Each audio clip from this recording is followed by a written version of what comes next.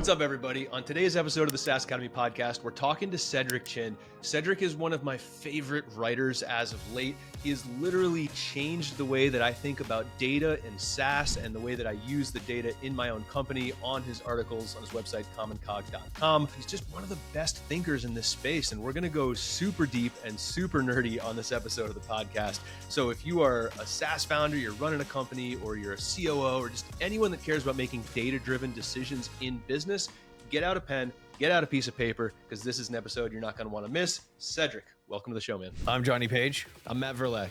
and this is the SaaS Academy podcast.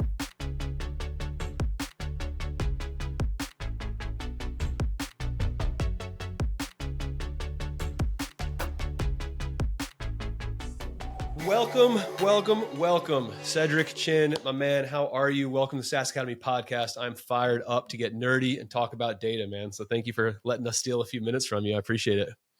Yeah, thank you for setting this up. Totally.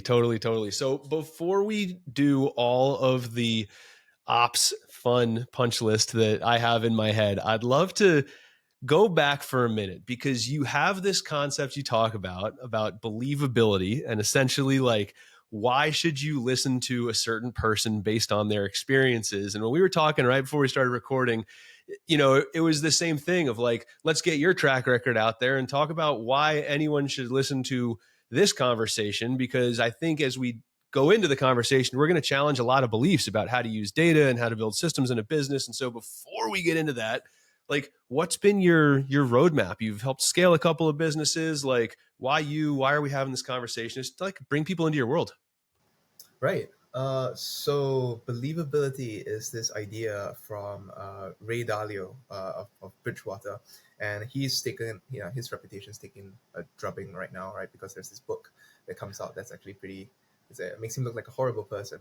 But believability is a useful concept, and so I think the concept still stands, right? Even though like the way he uses it in his firm, at least as portrayed in this book called The Fun by Rob Copeland, isn't that great. But so now when I explain believability, I have to put up this disclaimer because like some of your listeners probably might have read the book. But believability is just this common sense thing, right? Which is like, if you, the way I like to phrase it is like, if you're asking for swimming advice, right?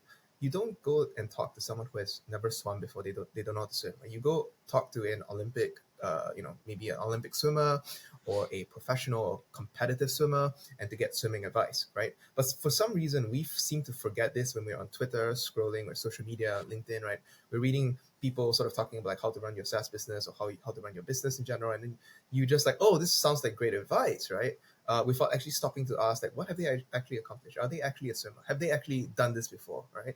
And the reason this is important is because people are, like, I feel this keenly as a writer, right? It's possible, I know as a writer that I can write things that sound very convincing, right? And have actually very little backing it. So I wrote an essay a couple of years ago called Beware What Sounds Insightful. And I think this captures this sort of the problem as a business operator, as a business owner. You need to watch what kind of advice you take, because there's a lot of plausible sounding advice out there that would send you down the wrong path. And the problem with smart people who can write very plausible sounding advice is that it sounds correct, it sounds right? And the real sort of crux that will catch you is that when you're implementing something, a lot of fiddly details matter, right? And so when somebody gives you advice, they have to naturally, because this is the nature of reality, cut certain things out, right? I've listened to a number of your podcasts. Your guests your guests who are believable are able to tell you like, this thing matters, that thing doesn't, or that thing isn't as important, so I'm not going to talk about it, right? I'm giving you advice. I'm going to just focus on the 2-3 things that really matter when you're trying to put X or Y to practice. And people who are smart, who can write really well, who sound very convincing but have never done the thing, they can give you an incredibly detailed picture about things that don't matter, and then it will waste like months of your life. So believability as a sort of tightly defined is the person has 3 examples of successes in the thing that you're asking them for, and they have a articulate, internally consistent view of how they accomplished it when you probe them, right? So they have to have these 2 things. And the way I sort of like write Common Cog is like I would lay out my believability. Let's say, here's my experience, and you will notice actually that as I'm talking about these, my believability is actually not very high on data, right?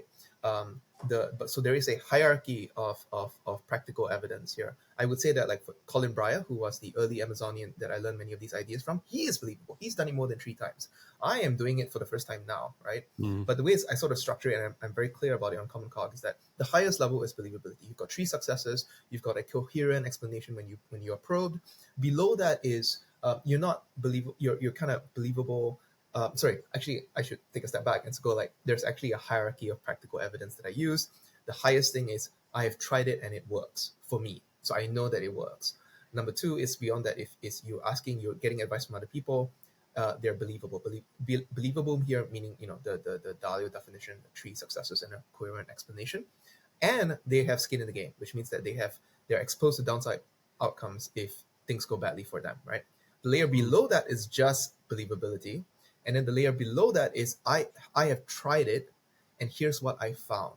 That is still useful to you as an operator, right? The person might not be believable, but because there are a few steps on the journey ahead of you, they failed, they've tried this, you can probe them for, like, hey, tell me what you've done, tell me how you're thinking about this, what has worked, what has failed.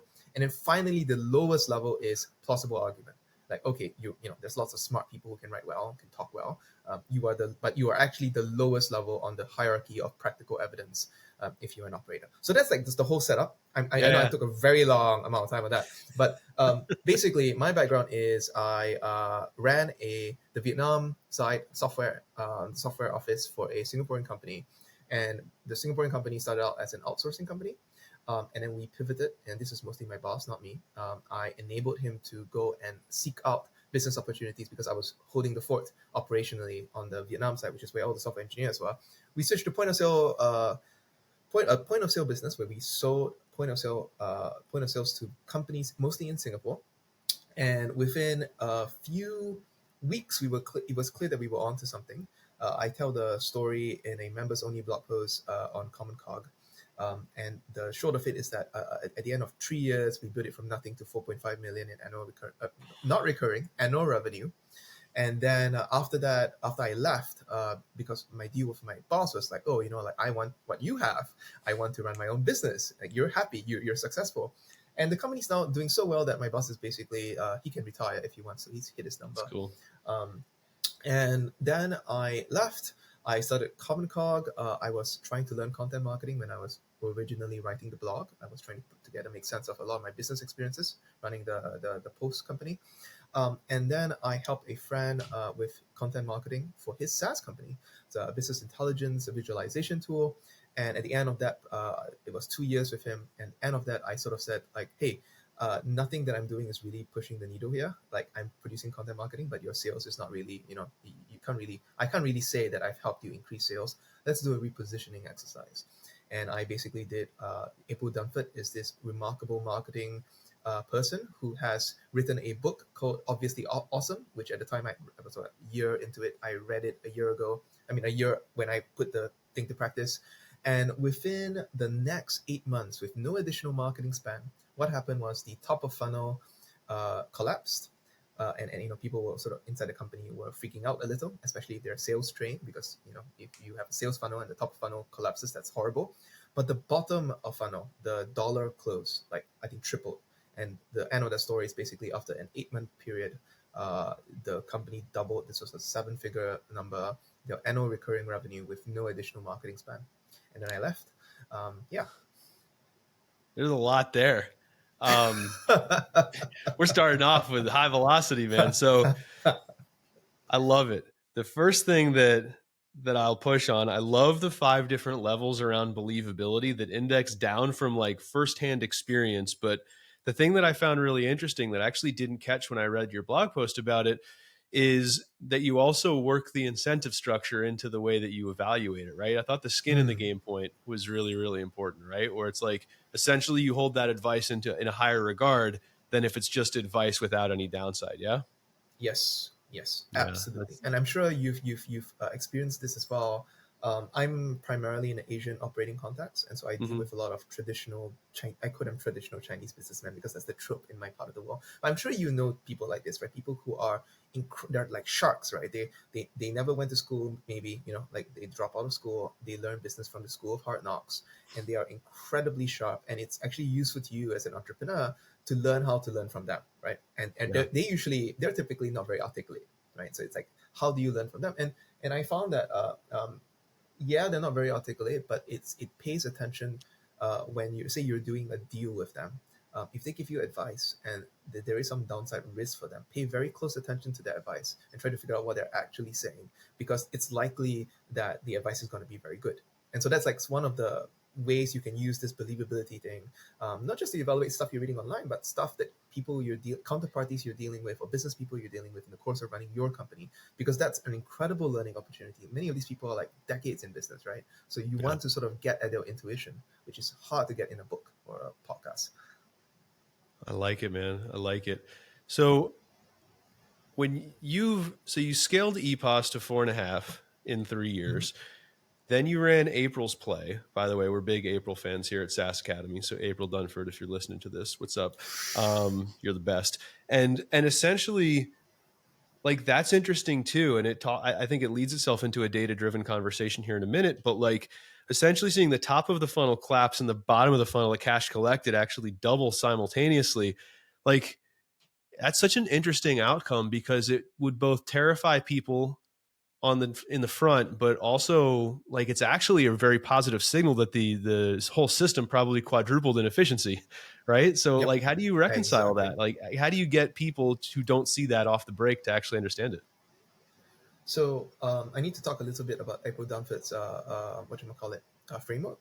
Her framework is about positioning, and positioning is basically, it's a bit hard to explain, but you can sort of think about it as the frame around your product, right? So if you are selling a SaaS product and people are saying like, but this is a business intelligence tool, so the typical things like, how are you different from Tableau, or how are you different from X, where X is the incumbent, the big product in your category, right?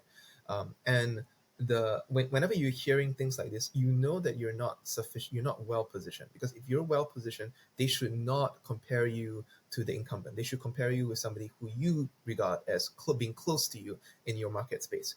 And you have to remember that customers, April says this a lot, your customers are not experts in your industry vertical, you are. So of course you see gradations of like different products are clustered differently in your market, but most of your customers don't, right?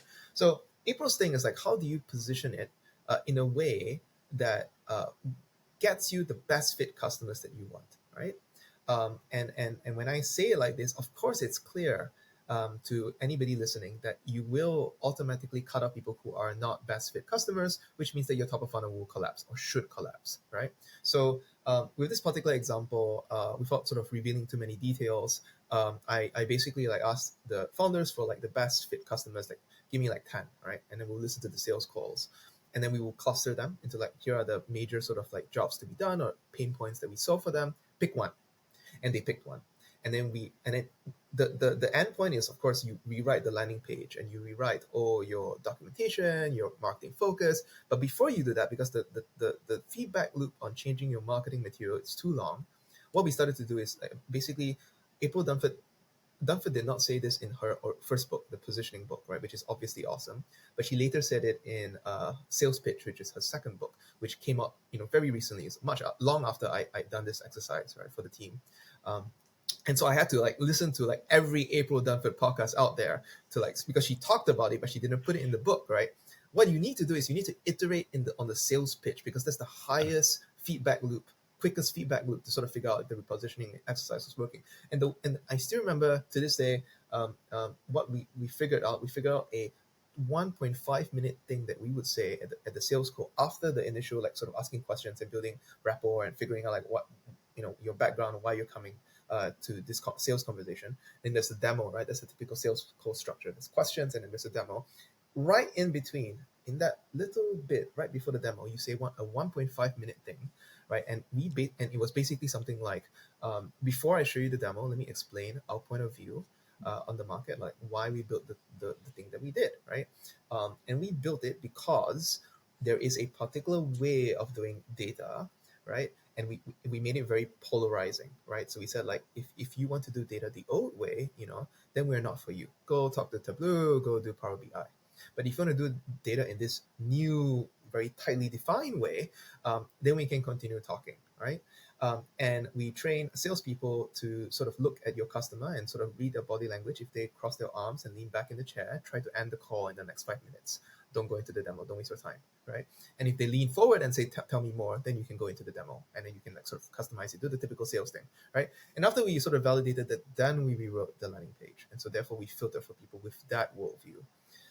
So that's like the short story of it. And you know, at the end of it, one of the marketing people that I taught this to, who stayed on after I left, right? She was like, hey, we shouldn't be freaking out about top of funnel collapsing, right? Because our bottom dollar close is triple. So like things are going well. You don't have to hire more salespeople, right?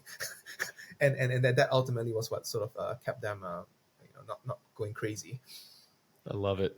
And so I'm going to switch gears for a sec, but I think it relates to what you just explained, which is like the moral of the story is you found this 90-second talk track that ended up unlocking the position. And you essentially, by making the system more efficient, were able to let the team run more lean, save on what would have been excess hires, lower margins, the whole 9 yards, and double revenue. And so taking that principle and like zooming out for a minute, the thing that introduced me to you over the internet was the series that you put together about what it means to be data driven, right? I know it's still in progress, and I think you're working on like the capstone article on the WBR right now.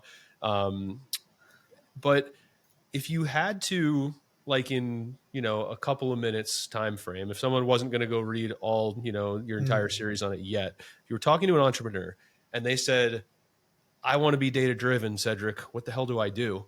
Right? Like, how do you set the table for someone who's like, I'm looking at my numbers, I don't really know if I'm doing it the right way. Like, what is it? How do I do this right? Like, what are you telling that person?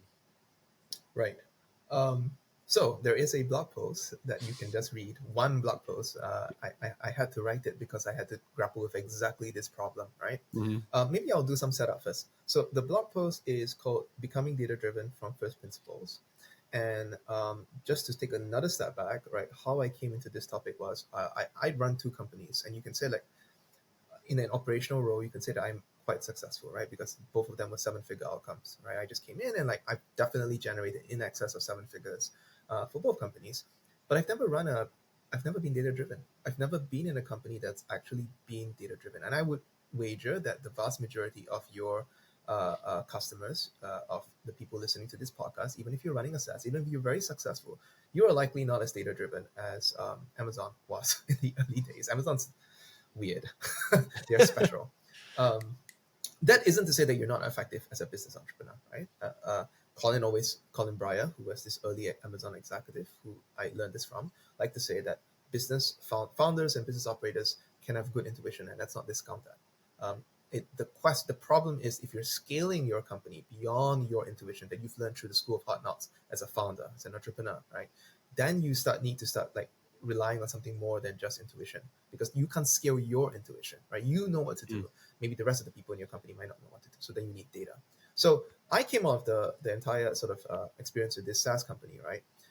And I was reflecting on the fact that I didn't really know how to be data driven. I was also reflecting on the fact that I listened to a lot of sales calls in that role, in that SaaS company. And a lot of them, even though they were buying data tools, were not data driven, right? And so I wanted to figure out like what does it mean to be data driven, and so I was writing this blog, Common Cog, and I turned on memberships for it. Eventually it became like it's about business expertise, right? How do you accelerate business expertise? And I wrote a summary of this book called Working Backwards, which was released I think like 3 years ago I think, by two early Amazon executives who were on the S team. S team is the highest level team, basically Jeff Bezos' team, executive team. It's called Working Backwards by Colin Breyer and Bill Carr, right? And Colin reached out and said, hey, you wrote the summary of the book. You seem to understand what we were getting at. You're technical, I can see from your resume. We are interested in explicating Chapter 6. Chapter 6 is about the weekly business review, which is Amazon's approach to metrics. We now run a consulting company and we want to teach this to our clients. But it turns out that what we wrote in the book is not enough. Can you help us extract like what this knowledge in our heads to write a series of internal documents that we can give to our clients? And we're also like we're also writing some software. Can you like, because you're technical, you can read the code, you can test it, and you can help build the WBR software that we are using, we're giving to clients for free. So I said, sign me up. like, please tell me like how to become data driven, right? Yeah, And to sort drinking of from the set fire the hose, table. right? That's great. Yeah, yeah. So, I mean, to sort of set the table here, the WBR is this thing that happens every Wednesday morning, and every metric, every executive of note, every person who's important sits down and goes through 400 to 500 metrics in an hour. And I asked Colin, was it really an hour? He said, yeah, it's always 60 minutes, unless it's the holiday season, in which case it's 90 minutes. And they are militant about making sure that it fits inside that very tight time bucket, right? And Hold on. specifically what happens, 500, yes, 500 metrics in 60 400 to minutes. 500 metrics. 400 to Yes. 500 metrics in 60 minutes. Yes. And it represents the business end to end, right? So like Yeah. from you've got traffic on one side of the WBR all the way to financial metrics like free cash flow, inventory turns, working capital on the other side, right? So you can sort of almost see like from end to end, like how's the business doing across multiple, there are multiple business lines at Amazon right now, right? And to sort of give you more detail, what happens is that every Sunday night, the WBR is generated. Monday morning, every metric has a metrics owner. They come in, they take a look at the metric, and they sort of identify, is this something worth talking about? Is this routine or exceptional variation? We'll talk about that in a moment, Yeah. right? If there is something weird going on, investigate. Tuesday, the departmental WBR happens, which is the department's WBR. They go into the metrics. They're supposed to explain weird things. And then Wednesday is the WBR, the actual top level WBR, where you have to present like what's going on, right? And there's basically only two things. If it's your metric and it's perfectly normal, you say nothing to see here, let's move on. Everybody looks at it for 1 second, because it's important to look at a metric even for 1 second to build a fingertip feel. Imagine you do this every week and you look at every metric for 1 second, you get an idea of what normal feels like. And if something is wrong, then you say, hey, this is wrong. We're not on track to hit target. We have to go, we investigate it. We don't know what's going on, or it's a strike, right? Or it's a hurricane that hit like this particular like fulfillment center. So like our deliveries are off. Anyway, so I learned the WBR. I started putting it into practice with Common Cog. And what the WBR actually is that it's not really a data reporting meeting. It is a process control tool. And I'll explain what that is in a second. But basically what it should do is it should give you, as you're running it, a causal model of how your business actually works. So I've said this online. I've said this. I said we doubled recurring revenue because I'm now running a membership site, right? Over the past year, I am confident that I can at least double, if not triple, recurring revenue this year, because I actually know what levers exist that I can pull, right, to accelerate revenue growth or like pursue revenue growth. And I think there's a lot to get into there. So maybe I'll just stop here first and like you decide where you want to go there. Yeah. I see Johnny leaning in. Can you talk more about you said they make a decision on Mondays whether or not it's within the normal range of variance or an exception. I can't remember the two terms you used, but yes. Can you talk more about that? Sure. Okay. So I tried to teach the WBR to my operator friends, my founder friends, right? And I kept failing. And at some point, I realized that the ideas that the WBR draws from are counterintuitive in the sense that they're not widely spread. And so I needed to write a blog post, which is probably how Matt, why Matt invited me on. So this blog post, I highly recommend that if you're listening to this, you should go read it because it gets into much more detail. It's called Becoming Data Driven from First Principles, right? And it introduces this key concept, which is routine versus exceptional variation, right? So why is it hard? Okay, wait. The essay goes like this. Why do we want to be data driven in business? And the answer to this, according to W. Edward Deming, who is the creator of this body of work, right, that the WBR draws from, is that the purpose of data is knowledge. Knowledge is defined as theories or models that allow you to better predict the results of your business action. Now, this is actually quite intuitive, right? Because if you are making a hiring decision, right, you're basically saying, or you're deciding to, pay for a marketing campaign. You're saying that I predict that by hiring this software engineer or this salesperson or this hiring campaign will result in good outcomes X, Y, and Z for my business down the line, a couple months down the line. You are making a prediction. So Deming like to say that management is prediction, right? The question is, are you actually basing your actions on actual knowledge? Knowledge meaning predictive knowledge that I do this, I will get X outcome down the line, right? So data is supposed to give you this, right? And maybe most entrepreneurs who are good do have an intuitive feel for what will work, predictive feel for what will work, right? The question again is like, how do you spread this beyond just yourself so that your entire team executes with knowledge, right? So, okay, with that in mind, right, then the question becomes like, why is it so hard to become data driven, right? And Deming also had a very good answer to this, which is that the problem with becoming data driven is that all your metrics will wiggle. And I like to say this, like, when I was running the website, I will just ask in the room, like, how many of you have opened a Google Analytics dashboard and just felt confused? Like, is this good? Is this bad? Like, it's wiggling, it's going up and down, right? Like, maybe yesterday I had 1,000 visitors and today I have 500. Is that bad, right? Is the trend going up? How do I tell? What do I conclude from looking at this Google Analytics graph of visitors to my website, right? The problem that most of us have is that we cannot deal with the wiggling in our business metrics, and our business metrics are always wiggling, sometimes very wildly, right? So Deming introduces this concept. Like, this entire body of work, if you're interested, it's called statistical process control. It was used in World War II to scale up production, right, to produce weapons and material for the Allies, and then later it was used in Japan to completely rebuild their industrial base. And the basic idea is that if the variation, the wiggling is normal, this is called routine variation.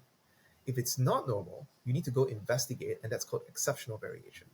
And in Amazon, the reason why the WBR can be done in a 60-minute period, right, is because they only talk about exceptions. They only talk about metrics that have exceptional variation, right? So you can imagine you can actually compress quite a lot of metrics if you just nothing's here, nothing's here. Okay, exceptional variation. This is the root cause, and this is what we're doing to try to fix it. Next, nothing's here, nothing's here, nothing's here, right? So, okay, how do you differentiate between routine and exceptional variation? This is the big problem, right? So in my essay, I talk about a way to bootstrap intuition. In Amazon, they don't use this way, right? The way is a very dumb chart called an XMR chart, right? And the XMR chart is a very nice looking chart where it just draws two lines above and below your metric that wiggles, right? And it has a set of 3 rules that tells you, like, investigate only when you see these 3 signals, right? Otherwise, if it's wiggling, you can ignore it. That's just routine variation. You might not like it. You might have a sales process where that goes down, like, week to week 40%. So last week was great. This week is 40% down, right? But that's the nature of your metric, right? And you just have to accept that this variation, even if you don't like it, is normal. You shouldn't ask somebody to investigate it because it's just going to wiggle that wildly with 40% swings, right? As per usual, right? Amazon doesn't use XMR charts universally, right? But Colin is like very clear that, like, if you look at metrics long enough, you will develop this intuition for what is normal, what is abnormal, and you don't need an XMR chart. The XMR chart is just a way to quickly bootstrap the intuition of what is normal, what is not. And unfortunately, I tried to build the intuition and I couldn't. And so I have no choice now. Everybody in my team uses XMR charts because it turns out that we're not that good. Maybe people in Amazon who have been looking at it for years can, but it turns out that we are not that great yet. And I'm hoping that in a year's time, you talk to me, I can say, like, yeah, we don't need XMR charts anymore. We can look at a metric and go, like, this is normal, this is not. Does that answer your question? Yeah, it answers the question. I'm curious. So we work with founders who go from 10K in monthly recurring revenue up to 10 million.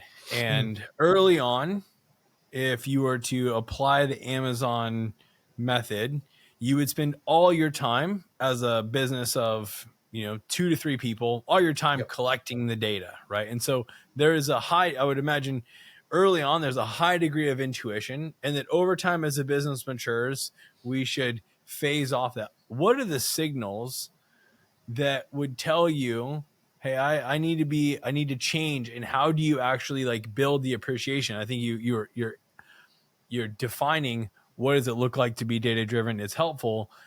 What does it look like as a founder, like, transitions from the intuitive phase to the data driven phase, and what can make them, like, more embrace that process? Because you can imagine if the thing that has gotten you results so far is your intuition. It's hard to set that down unless you encounter a better way or some pain. So I think one of the things could be your business starts going sideways or it starts going backwards. You make some bad decisions. If you don't want to have to like go to the school of hard knocks and learn that your intuition is no longer sufficient, what are the signals that you start to see, or when you see founders and teams go through this process of from predominantly intuitive decision making to data driven decision making? What's that process look like? Right. So this is one of my big bugbears. After you read the essay, like I remember one or two product people sort of reach out to me and say, "Holy shit, this is a way to bootstrap my intuition for like what actually works in my business." Wait, so let me sort of explain that a little. How do you through trial and error build intuition, right? How do most founders work in the early days of a startup? They try things, right? They try things and then maybe it works, maybe it doesn't. But then when you ask them like, how do you know it works? You're like, oh, by feel. And usually the feeling does work, but it takes longer than expected, right? The XMR chart, if you use this sort of data-driven approach, right? What the XMR chart is it's a magical tool. You can say it's a magical tool. It's a tool that tells you when something that you've done has actually changed the pattern of wiggling in your numbers. When you think about that for a moment, that's a radical thing to have in your pocket, right? Before, if you're trying to change your sales process, you have to wait a bit, and then everybody goes like, you think it work? I think it work. I think it's a good idea. Okay, yeah, okay. Then it might take a month, or you might be like, let's wait another month and see, right? If it's a good idea, it's made an impact on the outcomes. And then like after that, then you're like, oh, I think it worked. So therefore, let's try another improvement, assuming that that's actually something that we know that works, right? And then you try again, and you like it's by feel. And most founders eventually build this comfort with like you never actually know. Now imagine, right? Instead of doing that, right, you have a tool that you're looking at, and you try something, and then you wait like X amount of time, months or weeks, right? You have to define like how long you expect it to show up in the number that you're tracking. And then the tool tells you it changed or it didn't change. The wiggling changed or it didn't change. It changed to a different higher level of wiggling, right? If you have that confidence, right, that, hey, it actually changed, then you have actual knowledge that the thing that you tried to change in your process actually worked. You can move on to the next experiment, right? Most SaaS founders that I know, or most founders that I know, they say that I don't look at data. I learn from talking to the customer. Because when you talk to the customer, there's no problem of variation. There's no wiggling. You get actual information that is predictive, that is knowledge, right? All I'm saying with this approach is that now you have two weapons. You don't just have to rely on qualitative interviews. You can also have an ability, a tool that tells you when something has changed after you've made that change, right? Has it actually impacted some metric that you care about, right? And that clarity is everything. So one thing that I bring up, or that I encountered again and again, it took me a while to sort of put a finger on this, right, is that there are actually two worldviews when it comes to data, and the WBR and this body of work is this second counterintuitive worldview. So the default worldview that most of us have when it comes to data, right, is something that I call the optimization worldview. We look at a number and then we say, how can I make this number go up? And how that expresses itself is that we look at some number on some funnel, some marketing or sales funnel. We look at, okay, we say like, oh, we want to make sales go up, right? And the slightly more sophisticated person would say, oh, let's take a look at this number in the context of this funnel. Let's take a look at the conversion steps on each stage of the funnel. Let's ask, how can we increase the conversion steps for this step of the funnel, that step of the funnel? And then that's it. And the other way this expresses itself is that you set a revenue target for yourself. Oh, by second half of this year, we want to have like a 13% increase in sales, without any mention of the mechanism, right? You just set the goal because the big, hairy, audacious goal is going to motivate you to figure out a way to hit the target, right? So that's a default way that most of us think when we look at data. The worldview that the WBR encourages, and that Deming and this whole XMR chart approach encourages, is something I call the process control worldview, because this is a term that Colin used, that Amazonians use. What is the process control worldview? The process control worldview tells you that your business is a process. You can decompose that process into multiple smaller processes and do that fractally, right? And your job is to look at a stream of numbers as a stream of numbers produced by a certain process in your business. And you only have one job. Your job is, I will give you a data tool that will tell you if that stream of numbers have changed, either because of something in the environment has changed that you don't know about, or it's because it's the result of a change that you have made to the process, right? And once you see a change, the data tool tells you that there's a change. Your job is to go investigate. And see like what is the root cause that causes that change, because that gives you knowledge of how to budge that stream of numbers. And as you do this, you will uncover new things that you need to track, right? Like for example, my business, Common Cog, is a membership publication, and it turns out that if you tweet a lot, there is a linear relationship to visits, but there is zero impact on my number of new newsletter subscribers. The reason I know this is because I've been running the WBR and I have this tool in my pocket, right? And so therefore, that tells me I should not be spending that much time, or I should not really give a shit about Twitter, right? Conversely, one day we got a link from a Substack, and we saw exceptional variation on all the metrics that I care about: in-depth readers, a number of newsletter subscribers. What does it tell me? That tells me that I should focus most of my marketing energy on other Substack authors, to sort of see that maybe I should spin up a newsletter ad campaign, right? Or maybe I should go and reach out to other Substack writers and like do collabs, right? This is knowledge. This tells me that the per unit return on going after Substack is that much higher than Twitter and LinkedIn, right?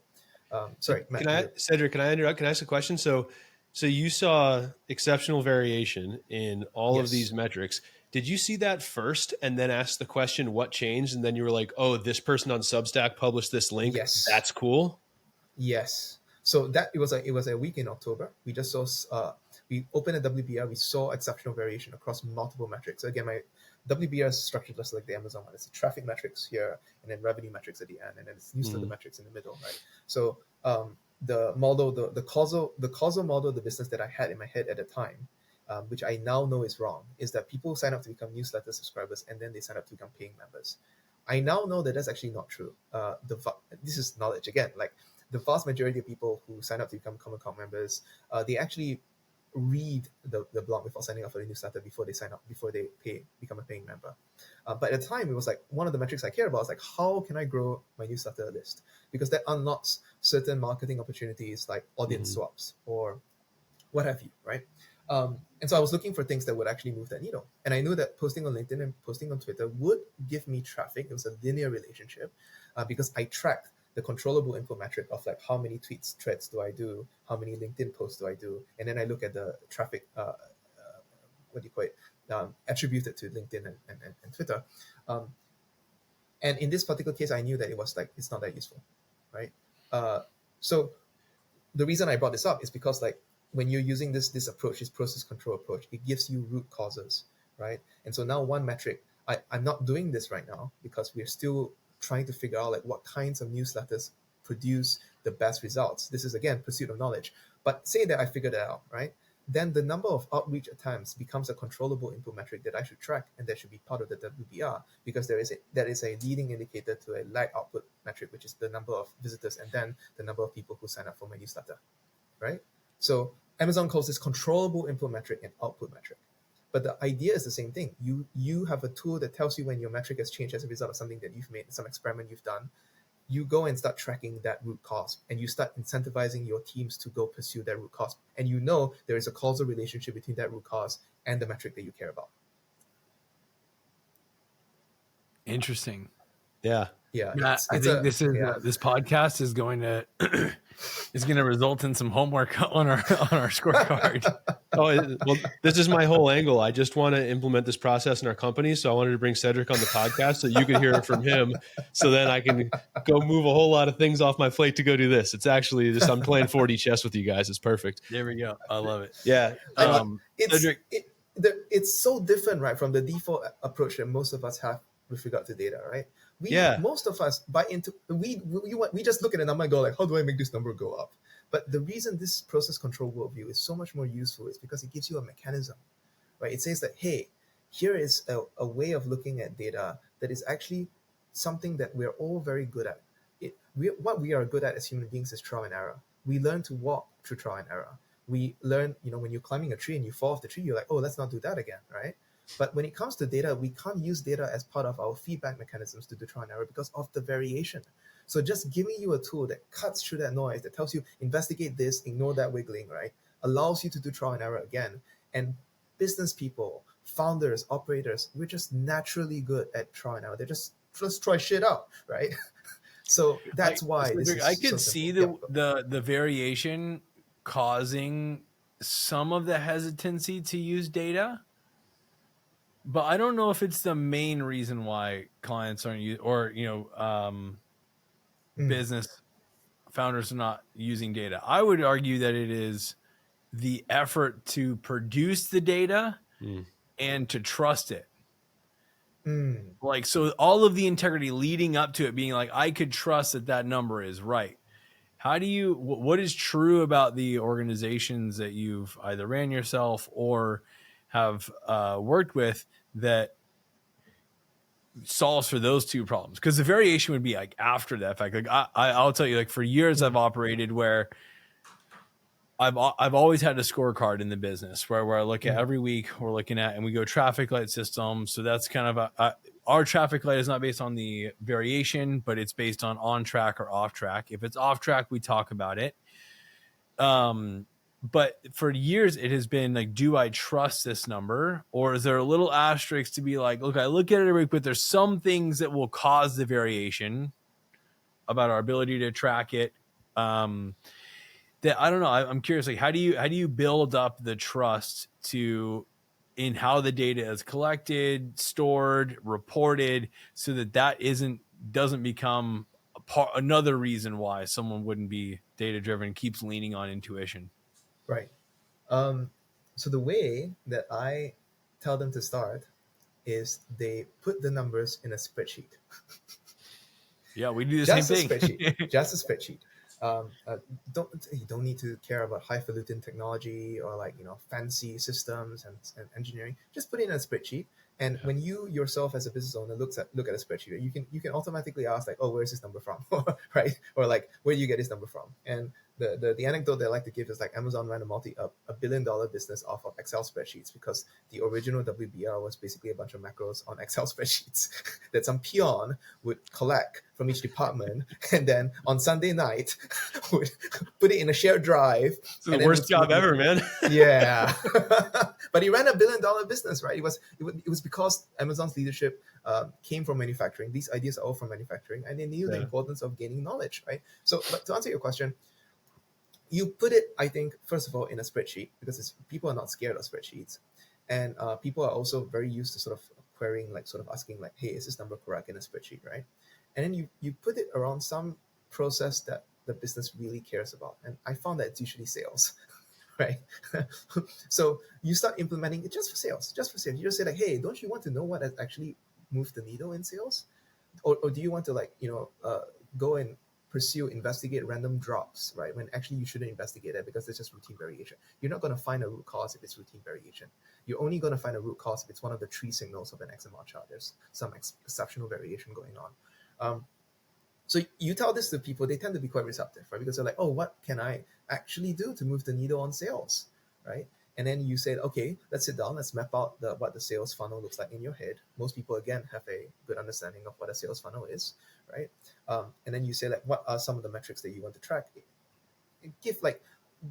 Pretend that we can track anything first, and then we'll talk about what we actually have access to, right? And it could be just manually entering numbers every week in a spreadsheet, which is actually what we still do, like in Common Talk.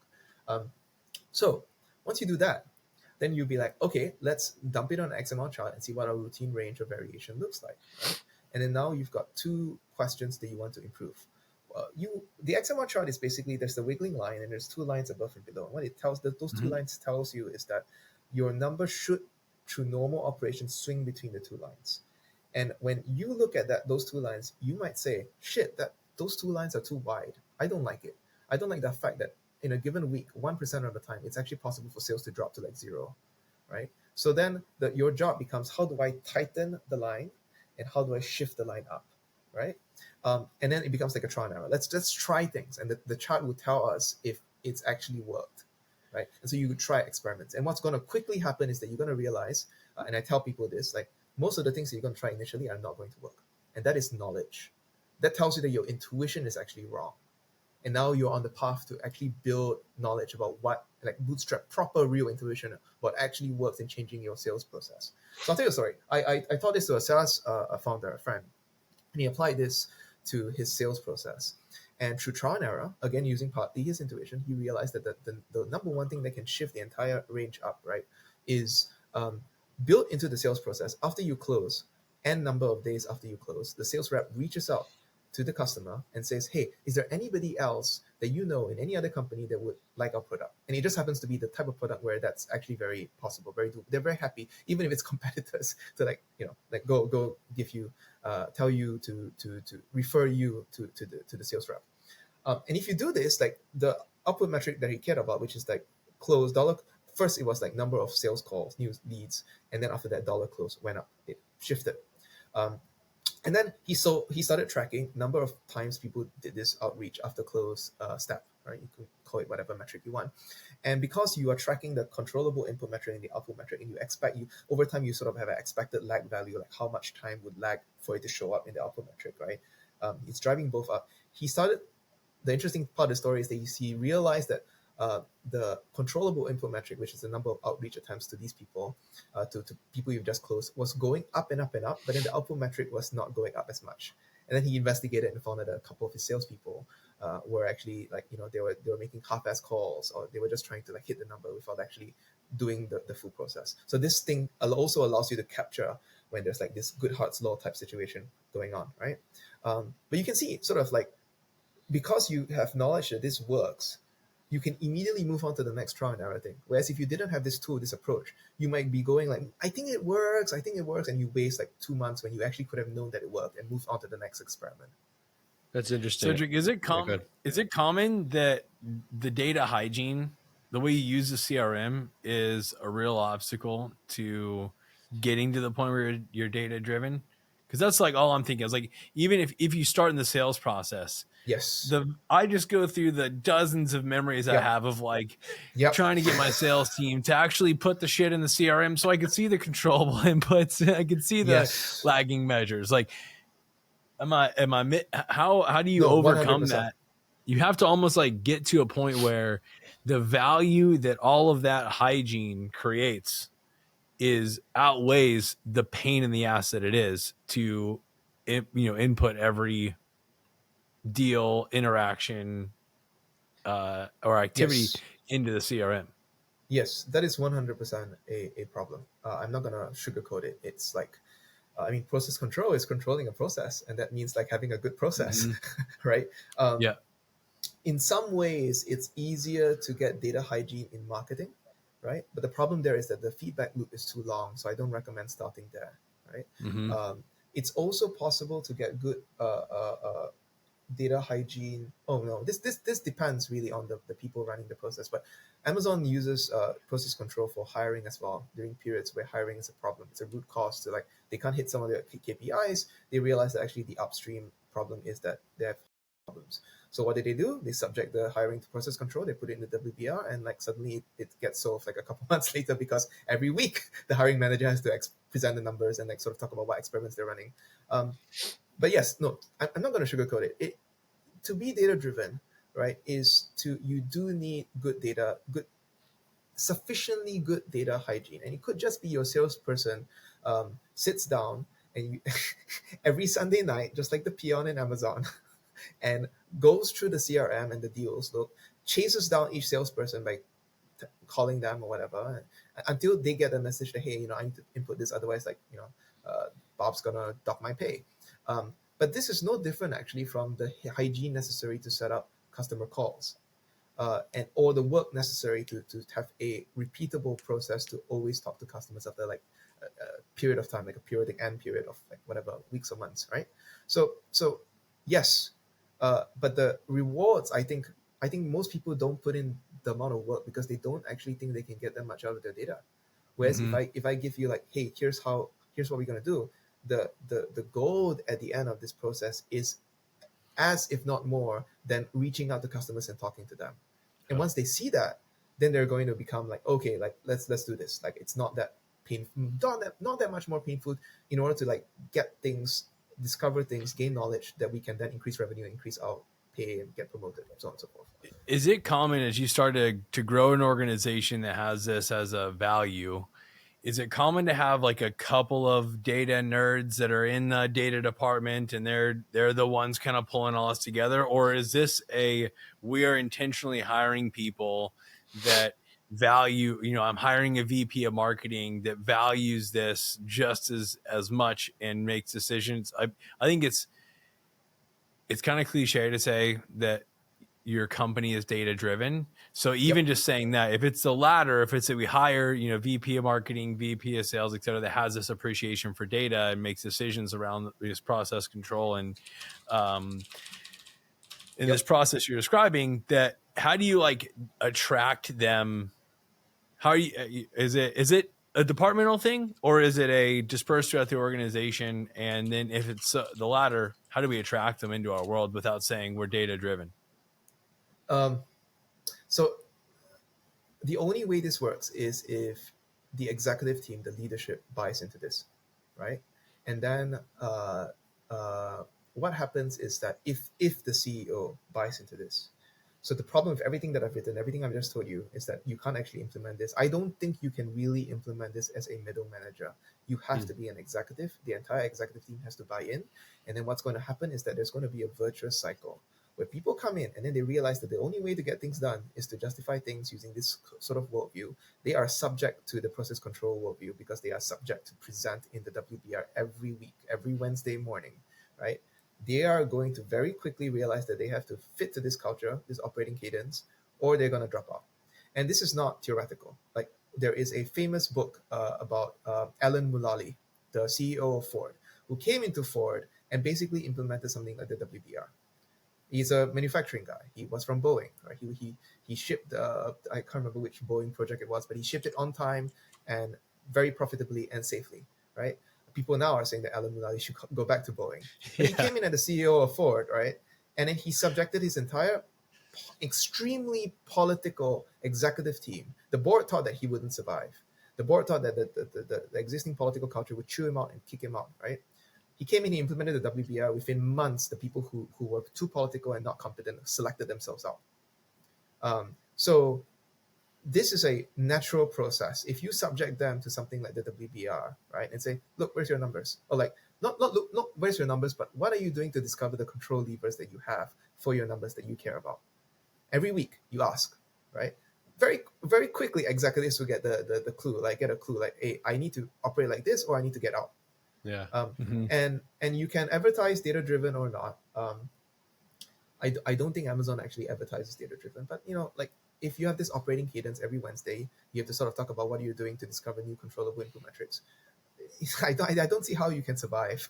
It's funny. Like, I remember I had that moment. The first business that I ran is outside of SaaS Academy. The first business I ran with Dan Martell, and we were on a meeting, and like we don't run the WBR the way you're talking about, but I think we've solved in our cadence a lot of the behavioral elements of it, right? Like we do it Mondays and Tuesdays for the departments and leadership team, but we have a standardized reporting period. We look at all the metrics every single week, so on and so forth. But I remember I got my behavioral shock when I was on a call doing a scorecard review with Dan, and there was I don't know, it was out of maybe 40 or 50 rows of data we were looking at, there were 2 that were missing a value. And he brought the whole meeting to a stop. They weren't even consequential. We brought the whole meeting to a stop. He's like, I don't understand. Are we having this meeting or not? Yep. And everyone's like, what are you talking about? He's like, well, scorecard's not filled out. We're missing these 2 things. Did you guys meet? And he just let it get weird. And it was this beautifully executed awkward pause that completely made the problem go away forever. Right? Because nobody wanted to have that experience of the guy running the show put the brakes on a 10-person meeting because there were 2 rows missing on a scorecard. It was just this behavioral way to reinforce the fact that look, we fill it out or we don't. We don't fill out parts of it when we want to. This is the way that we work. We put our numbers in, we color code them, and we talk about them if they're not on track. It's not optional. It's just a standard. And it's funny that moment in that meeting in a different company still lives in my head, right? Because it's you can't halfway fill out a scorecard. You can't get some of the data and expect to make all the decisions, right? It's a 0 or a 1, I think, at the end of the day. And that's the cultural shift that I remember going back a couple of years, that I've tried to carry with me is you either do it or you don't, which it's a good metaphor for a lot of things in life. In the original WBR, when they had to manually submit Excel sheets into a shared workspace, the macro was written so that if you did not submit your Excel sheet on Sunday night when the peon was I keep saying peon, it's not peon, it's like the analyst. The analyst was generating the WBR. They would not show the graph with the data point missing. They would just say X data was not submitted. Oof. And can you imagine being in the same room with Jeff Bezos when he sees that? He's gonna scream at you. Yeah. Right. So like, yeah, 100%. Yeah. You just gotta let it get All weird, right, Cedric. So I'm probably somewhere in the middle of intuition and data-driven decision making, and I love these metrics that summarize the kind of the roll-up metrics. They're the like the rule of 40 is a really good example in SaaS of like this summation that says investigate or not. It's a proxy for a bunch of different inputs. You're probably not going to make a single decision on these. I don't need, there's probably there's probably a definition to this type of metric. Are there other ones? What are the ones you've been playing this data game for a long time? Like what are some of the summary metrics like the rule of 40 that you like to use? If you were to give, good question. Now man. I know that you'd love to have 400 to 500 rows, but if I only gave you 5 and you still had to create the same outcomes, I'm curious, like what are the 5 metrics you're picking? Holy shit. So see, Cedric, this is what I deal with every day. No. So summary metrics are a bad idea because your business. On. Yeah. So this is actually a controversial bit. Like Colin made it very clear to me. Like at Amazon, they do not believe in summary metrics. Summary metrics can tell you what to investigate, but by the time they tell you what to investigate, right, it's too late. Why not pick up the problem much earlier using controllable input metrics or like some metric that more accurately can capture the problem, right? And then you go stop that problem from happening, because operational excellence is not waiting 3 months when you could just stop it today, right? So this is an ongoing debate, to be fair. Like there's this whole North Star metric framework that everybody likes to talk about that, like Amazon thinks is bullshit. Reforge, I don't know if you know who Reforge is. Yeah, they have an essay actually that basically says the North Star metric framework is considered harmful because your business is complex. Your business is complex, and therefore your metrics need to reflect the reality of your complex business. I'll give you 2 examples of this. One is one way that you add new controllable input metrics or new metrics to your WBR. So the WBR is not a static thing. You're adding and removing things as you're discovering new control levers, because sometimes also control levers stop being predictive. They stop being you continue to drive out the controllable input metric, but the output metric you care about is no longer budging. The relationship has sort of like broken down due to like a variety of factors, because business is constantly changing, right? So one question that you always ask that Colin made very clear to me on when to add a new controllable input metric is, if a blow up happens, then you need to ask yourself, what metric could we have been tracking that would have alerted us to this and prevented the blow up from happening in the future? And then after you answer that, you add that to the WBR. And you don't take it out because it's there for a very specific purpose, which is an early warning signal for that particular kind of blow up, right? Second, I think there's got to be some type of relationship. At some points, there's a utility for, like I'll say, like in a company all hands, right? When I'm trying to craft the narrative of how it happened last month, last quarter, or if I'm trying to report out to investors, where there's a certain level of fidelity needed. And if that fidelity is either going to get you to lean in or be like, perfect, no information needed. We got what we expected. I think that there is a place. If you're, there's merit to, if I'm making decisions that drive action, even to your point earlier on believability, like when we're taking in content to then go take action, there's a higher threshold versus, when am I using this to either, hey, I've got to edit my perspective and I don't know what to, but I know that my current one is off base, or nope, this is the reality I expected to see is the reality we're experiencing. So like there is a place for some of the summary metrics. I'm curious if you agree. I think that the world operates in a way where we need them. And I'd be curious, like which 5 you'd pick.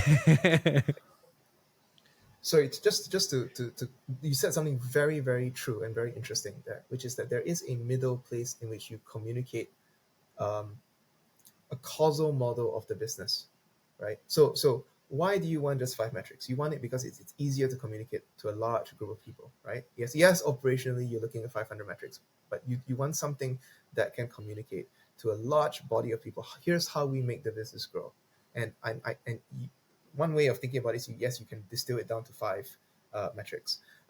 Amazon didn't distill it down to 5 metrics. They distilled it down to a flywheel. Do you remember the flywheel? I thought that the flywheel was this communication device, right? In the early days, so I learned, Colin disabused me of this notion quite quickly. In the early days, the flywheel was more than just it was a coordinating causal model of the business. Every metric should tie to selection, convenience, or price, selection, and convenience, right? So every metric should tie to one of these three, or enable this tree. If you're data infrastructure, you keep the site running, or site infrastructure.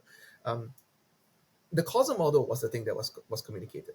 And so if you're proposing some new feature or some new initiative, right, you need to sort of argue why it ties into one of these 3 factors in the causal model of the business, the flywheel. And so the first step that Reforge does is to get all the executives in the room and ask them to draw the growth loop of how they think the company grows. And usually there's disagreements, right? So the first step of doing the WBR actually is also to draw the flywheel, right? You draw, how do you believe your company grows?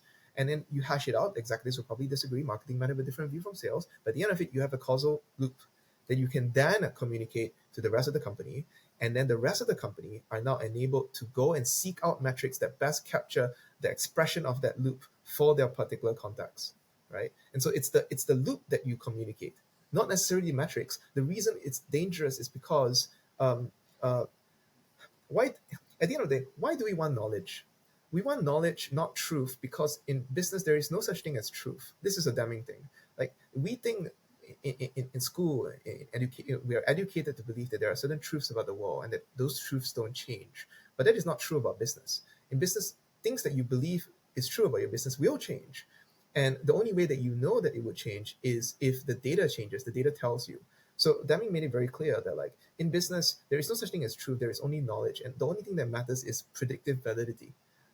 The only thing that makes knowledge is that does it actually predict the outcomes that you think will happen, right? Because if things change, then you need to know and you need to change the way that you think about your business. So just sticking to 5 metrics makes it dangerous because the world may change around you.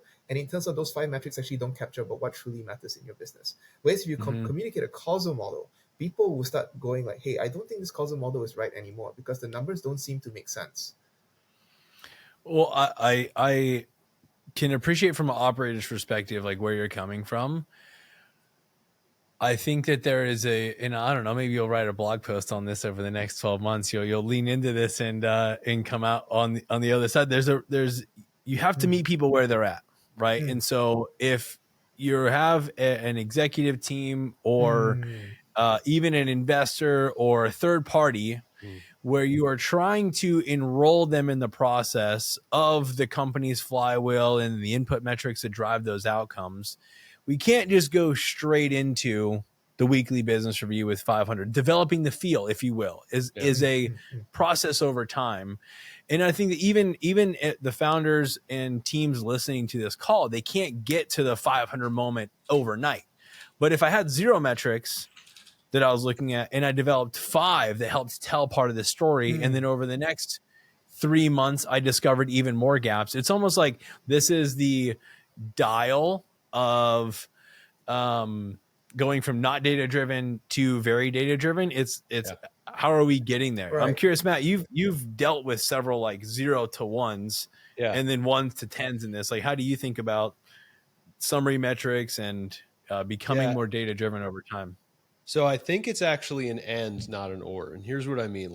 If I were to picture a mental model for this, it's kind of like a continuum. And so on one side of the continuum, I would say I have high context, high granularity, and like tightly scoped metrics, right? So if we're close to the business, then it's a higher number of metrics because you have the context to make sense. I could break down our sales funnel into 100 data points and put it in front of Johnny Page, and you would know what all 100 of them are. I could put that in front of somebody on our advisory board and they'd be like, cool story, I'm not reading all that shit. Like, what are you trying to communicate with me, right? So I think high context, tightly scoped metrics lets you go up in granularity. And the other thing that's on that side of the continuum is forward looking, meaning like I'm trying to get the most leading indicators that I can get in order to help me affect a change very, very quickly. On the other side of the continuum, low context, right? We're generally looking in reverse, not talking about how do I change what happens in 2 weeks, but what did happen over the past month or the past quarter. And at that point, it's a lower number of metrics that are more aggregated, right? Where I can look at something like a net operating income percentage or a year over year revenue growth or a rule of 40 or whatever, because I could talk to them about the fact that I got a Substack backlink that drove this, that drove that, you know what I'm saying? And they might be like, cool, but like, what does this actually mean? And I'd be like, well, it means that, revenue went up 4% when I was only forecasting to go up 2% because we did marketing shit and figured something out. So I think it's almost like matching the way that I communicate to the audience, because I've done this wrong a number of times where I'll go to someone who's a low context person, right? Or in a low context environment, and I'll be talking about all sorts of crazy shit. And they're like, dude, I don't care about anything you're saying. Like, just give me the bullet point. But at the same time, we'll do the business a total disservice if we go to the team that's operating it and put the rule of 40 in front of her and be like, hey, make that better.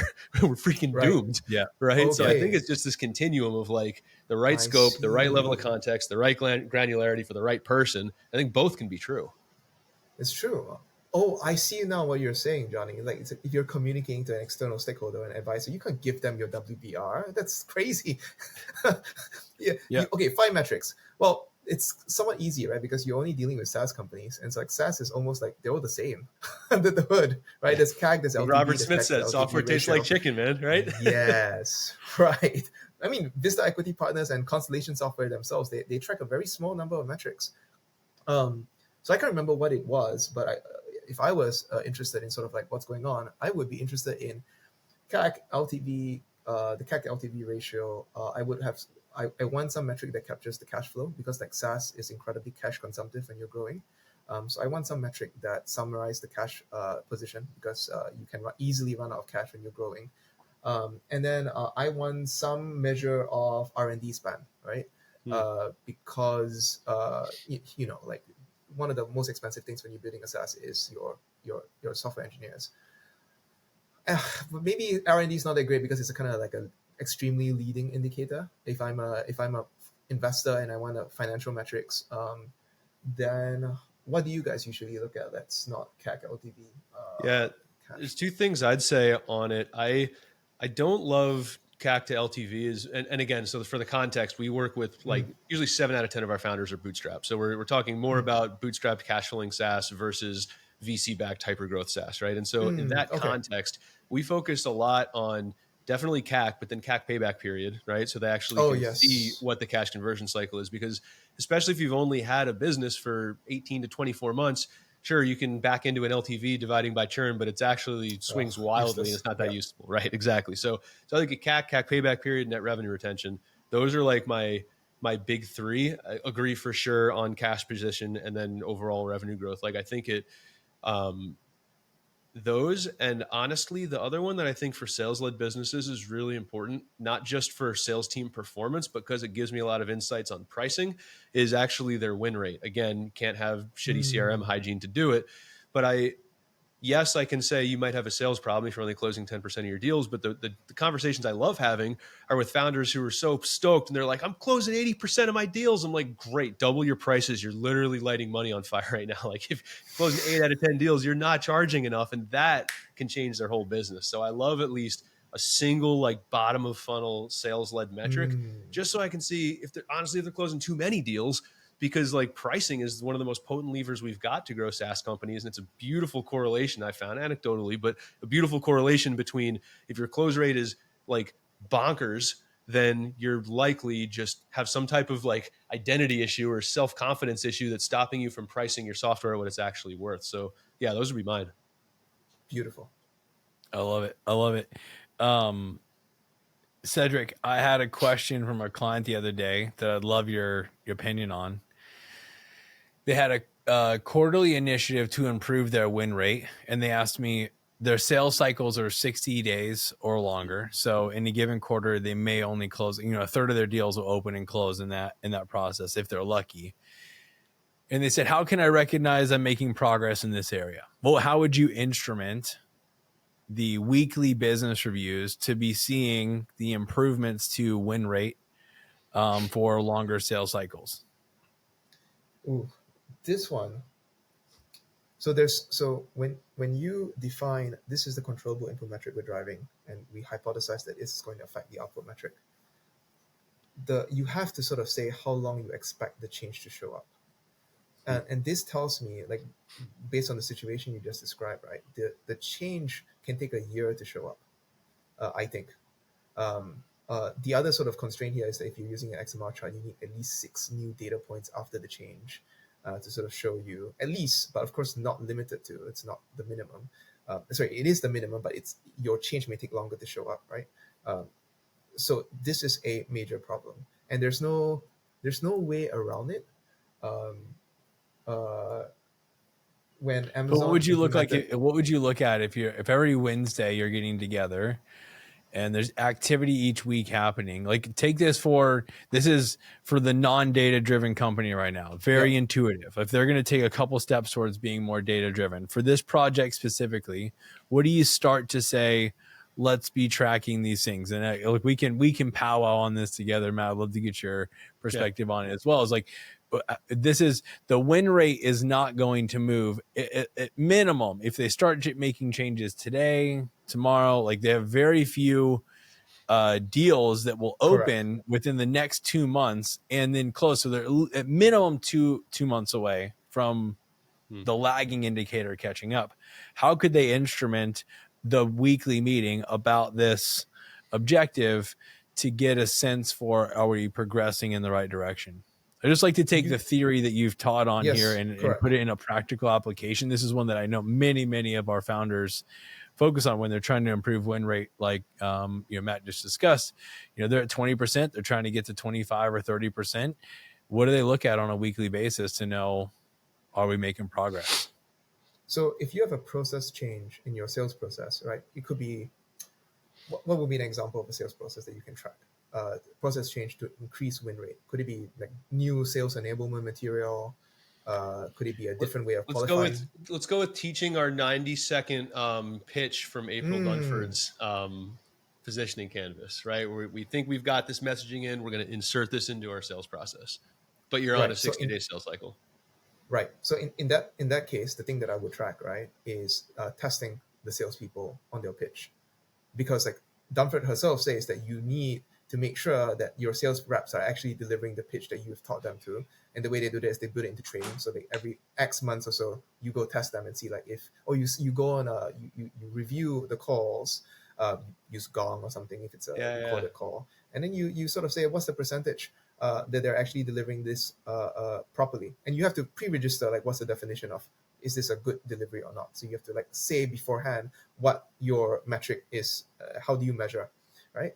And then you just sort of look to see, like, is the percentage, like, high enough? Like, ideally, is every salesperson delivers every call in the way that you expect it to? Of course, it might take a couple of weeks for this to actually happen. And then you just hold that input metric, and then you wait the pre-registered time that you've said would take for this to show up. And bear in mind, Amazon waited 2 years for the output metrics for Prime to show up. So there were 3 output metrics for Amazon Prime. It was number of items per order, number of orders per year, and number of items per order, number of items orders per customer, and the number of items per customer per year. And at the time when they introduced Amazon Prime, the most active customers of Amazon only bought a couple of times a year, because this was the early 2000s, right? So they waited 2 years because they knew that would be how long it would take for it to show up, given that the most active, most passionate customers only bought a few times a year. And they were patient to do it. I asked, like, how could you wait 2 years? And then Colin laughed back at me and said that, if you think long term, 2 years is not very long in the grand scheme of things, right? So can Yeah. you wait 8 months, 3 months? I think it's possible, right? Because there will be other things that you will be driving as well. You're just making sure that this process change stays disciplined. You stay on this new process, and then you wait for the number to change. I want to double click on something you just said, because my mouth literally fell open for a second because I was just laughing to myself. And I just have to say this out loud.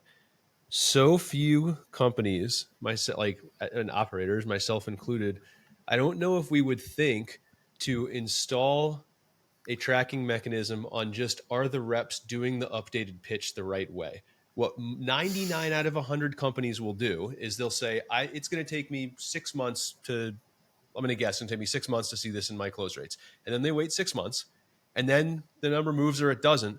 But especially if it doesn't move, you're like, why didn't this move? It's been 6 months, and you have no idea if the thing that you even designed has gotten delivered, and you've burned half a year at that point, right? So I think there's actually a foundational question here, which is we spend a lot of times as product people, as sales leaders, as people who own revenue, whatever, building these systems on Miro boards and in our brains and whatever about like, it should work this way. I should deliver this result in 5 days and that result in 5 days. And I should say this way and I should read that script.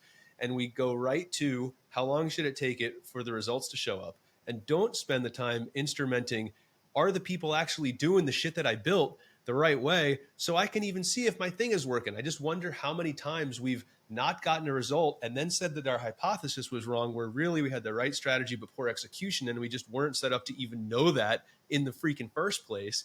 And that's just like a big idea where it's like, if you have a time delay to the output metric changing, at least instrument to make sure it's getting executed properly.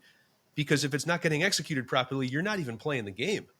And you could burn 6 months before you even realize it, or burn 6 months and never realize it. I just think that's a big idea for a lot of people, for me included. And you don't have to instrument every call. You can pick an idea from manufacturing, which is you randomly sample. If you have a very large sales force, you can just randomly sample and say, okay, here, you, Joe, like, give me the pitch now. Or walk me through a sales call. We're going to do a full sales call. I'm going to act as a client now, right? And you do this randomly every week. Just randomly pick a salesperson. And then from there, there's easy, simple sampling mathematics that you can do.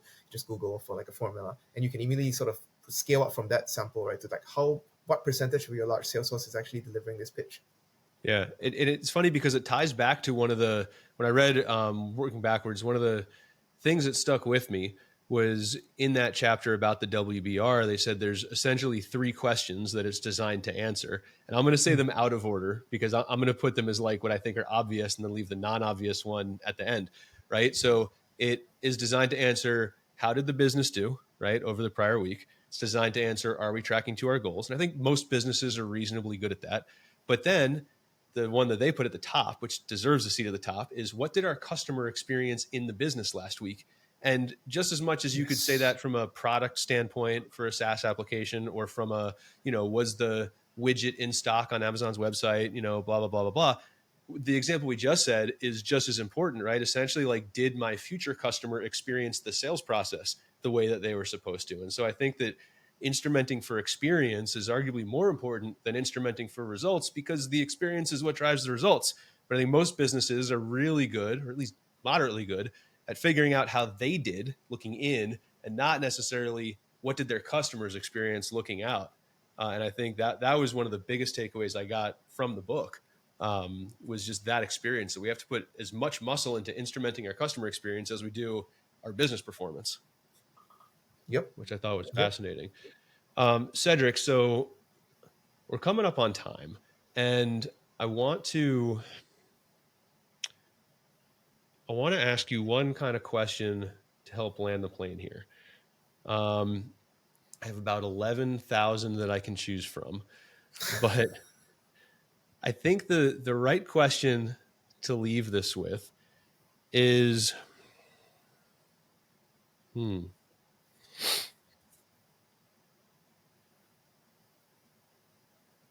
right question to leave it with is this. If you're a founder and you've listened to all of this entire, first off, congratulations, you're a nerd. If anyone's made it this far in this podcast, I love you. call me. Right. If you've listened to all of this and you're still not sure, right? Like not sure what the first step is, not sure how to take an XMR chart and get it in front of my team, or not sure how to get the cultural thing jump started, right? Like no one gives a shit about data. I'm going to run this on my gut feel. Like I'm going to ask you a question you probably hate, but if you had to distill this into one, like, what's the right first move, right first out the gate, right? You're an executive, you're running this company. What's the one action that you can take? We're recording this on April 24th. On May 1st, right? What's the one thing you can take to just start looking at your data 1 degree smarter than you were last week? Like, how do you begin? If you do nothing else, how do you begin? I would ask you to sit down and draw a growth loop. The This is the flywheel, like you talked about Reforge. with Amazon, right? Yes. Yeah. Reforge took that and they teach an entire program about growth loops, right? Which is that every company grows through some kind of growth loop. And most SaaS companies grow through a cash growth loop, which is that you make a sale, they pay you money, that money can be used to fund more operations, marketing that then gets a sale that gives you cash. There are two other kinds of growth loops that Reforge talks about. In fact, there's only three kinds. There's a viral growth loop, which probably doesn't apply to most SaaS, and there is a they call it the user generated content loop, which is that your customers come in and then they generate some incidental content like Pinterest, right? And that content gets ranked on Google, and then they bring in more customers, right? So there are three kinds of loop, but most SaaS companies are the cash growth loop, and some SaaS companies, Dropbox, Slack, have the viral growth loop. So draw out on a whiteboard or a piece of paper what your growth loop is, right? So Common Cogs growth loop is I produce content, I write essays. Those essays get traffic from 4 different sources. Some number of those 4 different sources will turn into newsletter subscribers, or they'll become repeat readers. And then I will convert some measure of those 2 repeat readers versus newsletter subscribers into paying members, which pays my bills, which causes me to eat, and then I can continue writing. And then so I'm trying to express like how stupid and dumb this is. Everybody can do this, right? For any business. If you're a lemonade stand, you can also draw a growth loop. Right? So this is super easy. Just write it down, right? And then maybe if you have executives, you can show this to them and they will suggest like modifications to the growth. It's okay. And then when you look at it, right, just ask yourself, what are the output metrics that you care about? And I tell you, this is the easiest part, right? Everybody, you look at all the steps on the growth loop, right? Like number of articles I produce per week, number of traffic, for each of the traffic sources, the output metric, how many visitors for each of these channels that I get, right? And then like how many people turn into repeat readers. These are all obvious things. And maybe you can't measure them immediately. It's okay, because you are starting now to gain knowledge about what you think, how you think your business grows, right? And then after that, you start measuring it, you start putting it up on some kind of dashboard that you look at every week and you talk about, right? And then comes the difficult part, which is that you need to figure out for each of these steps in your growth loop, in your flywheel, what is a controllable input metric? And you're probably going to get it wrong. You're probably going to incentivize the wrong behavior. It's okay. It's fine, right? The whole point is to slowly gain knowledge about like how your business actually works. And it can be a very long process. It can take you multiple years to ease into this. But just the act of looking at a bunch of numbers tied to a growth loop that you draw out on a whiteboard or a piece of paper or a Miro board somewhere, right, allows you to start building towards uncovering more and more about your business. And that's how we started. Everybody in my team knows what the growth loop is. We now know actually that the initial growth loop that I drew was wrong. Hacker News is no longer as large a traffic channel as it used to be when I first drew it for me. And we also learned that newsletter subscribers isn't as big a path. Like there are lots of repeat readers who eventually then become members. But this was learned through trial and error, through like talking to customers and measuring things and getting things wrong. And then like just every week looking at the numbers and saying, hey, like what can we change? What can we do that will make a change that will tell us a bit more about whether this growth loop is real or not, right? I think you planted a really great idea that I would love to leave everyone with, which is, and tell me if you don't agree that this is a summary, but I think that the biggest principle I'm taking from you on all of the processes you've laid out is that the goal isn't to be right.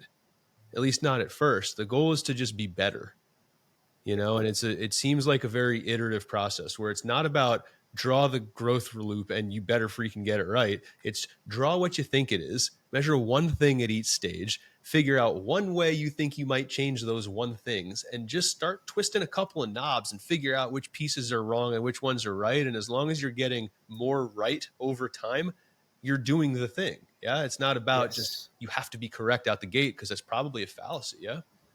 Yep, 100%. And you're going to do so much better than all your competitors because they likely don't actually understand how their business works. Whereas over time, you understand how your business actually works more and more, a little bit each week.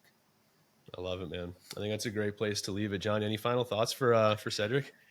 No, this is awesome. I'm glad there is Matt's got some companions out there in the world. Listen, I appreciate the Matts and the Cedrics of the world whose brain thinks this way.